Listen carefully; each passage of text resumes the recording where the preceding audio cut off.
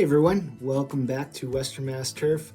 Figured I'd take the time now that it's winter and the winter solstice came around that I can dive into some, I guess, the nerdier aspects of lawn care. I was asked by a few friends to really dive into the science of this stuff. So you win, you get it. So we're going to be diving into what consists of nitrogen fertilizer. Stay tuned.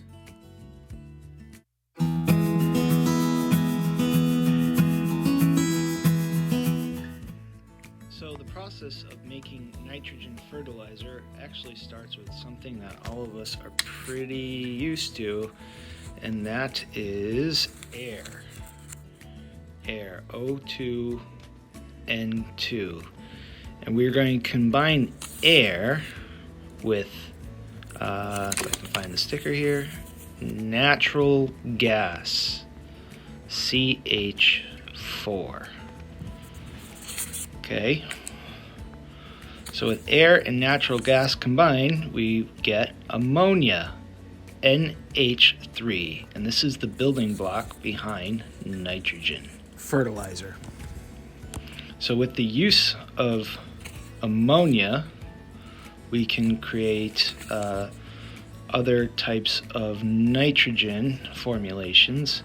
So we'll take ammonia, NH3, combine it with carbon dioxide, CO2, and it gives us urea, CONH2. You can also create different fertilizer, ammonium, oxygen, and we will get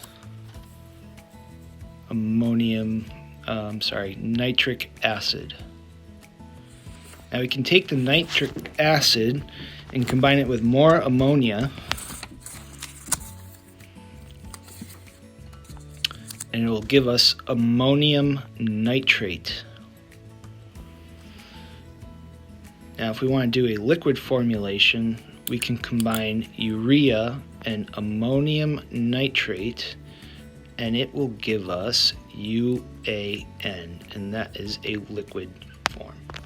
And UAN is urea ammonium nitrate. Now with having the formula of ammonium separated, and there's a weird process that involves and stuff, but I'm not even going to get into that. And then adding that and sulfate, we get ammonium sulfate. So let's say we are doing a fertilizer application of ammonium nitrate. So plant is actually going to want to take up the nitrate fairly quickly, and the ammonium, and I'm using these as time reference, ammonium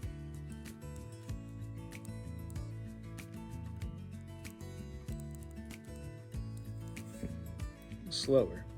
So since ammonium can take longer to get into the root zone, it's kind of can be stalled out, and in that stalled out process you can get nitrification, and so nitrification will create nitrogen, but in the meantime ammonium can actually turn back into ammonia.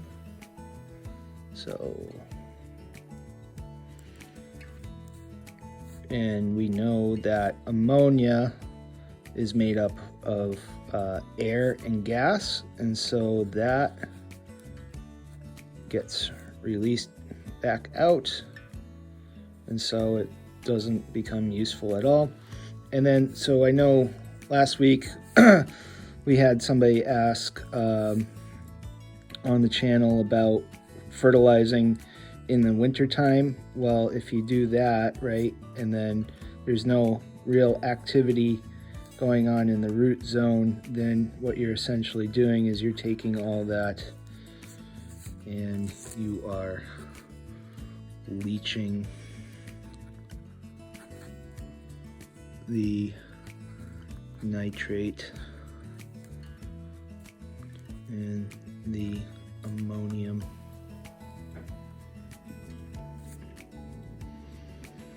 So that's why timing's important in your fertilizer applications. So now we'll get into a urea application, right? So we apply our urea,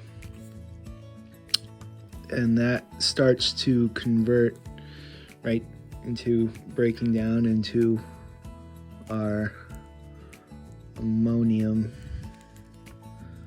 and we're actually losing carbon dioxide. And so enzymes and microbial stuff in the soil will break down this combination and turn the fertilizer into a nitrate, which immediately gets taken into the plant. And if it isn't taken in, like poor timing again, then you are actually going to volatilize, and this will turn into a gaseous state if it's in the soil for too long, or you have a super high pH, or poor timing again, you do it just before winter time, and again you get leaching. So this process here takes longer than the one up here. Now, ammonium sulfate has good properties to it. However, you need to watch your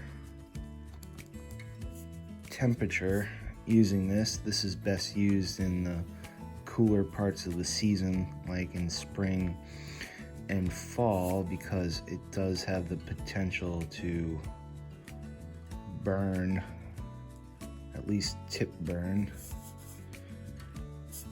But similarly, gets absorbed by the root zone. The ammonium turns into a nitrate, and there's an added benefit of the sulfate, because the sulfate is going to stimulate activity and help move things through the plant better. But one part of this, and it's really not the sulfate that's a problem, it's actually the formulation here. It's more salt, right? And it also has more of acidity. So this formula is actually going to create more hydrogen atoms, and we know that from my previous videos that an increase of H is actually going to make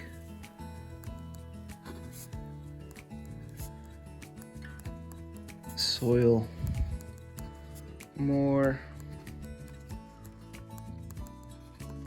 acidic, so you would have to counter that out with something like limestone. So that's some of the basics of what we're working with here.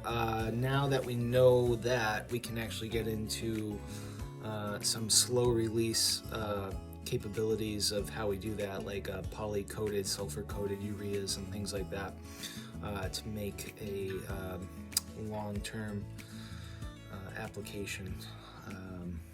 You know, get the extended release out of a granular fertilizer. So anyway, we'll do that on the next episode. Thanks for watching. I know it was a little dry, but if there's anything that I missed or you want to comment, you know, put it down below. Happy to carry on this conversation. And thanks for watching. Take care. Bye.